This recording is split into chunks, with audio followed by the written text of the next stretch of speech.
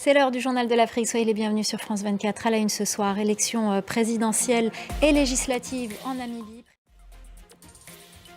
Il s'agit des élections les plus incertaines qu'ait connues le parti historique au pouvoir en Namibie. Sa candidate, Netumbo Nandi Ndaita, pourrait être contrainte à un second tour inédit.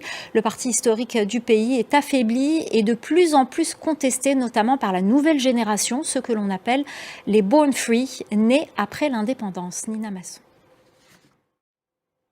Élection locale en Tanzanie cette fois, un scrutin qui ouvre la voie à l'élection présidentielle qui aura lieu en 2025.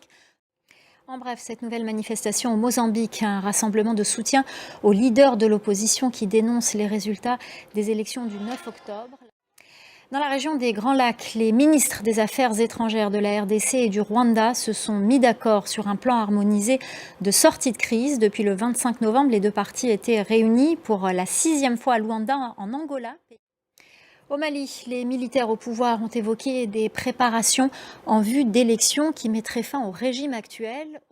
Et puis, toujours au Mali, 4 employés de la compagnie canadienne Barrick Gold, propriétaire avec l'État malien de l'un des plus importants complexes aurifères au monde, ont été inculpés et placés en détention en attendant leur procès. Les précisions de notre correspondant régional, Serge Daniel.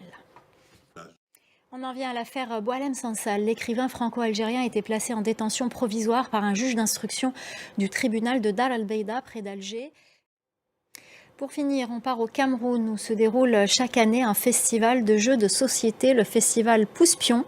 L'objectif de cet événement, qui est à sa 6e édition, est de remettre ces jeux anciens au goût du jour. Reportage de nos correspondants Marcel Amoko et André Yakana.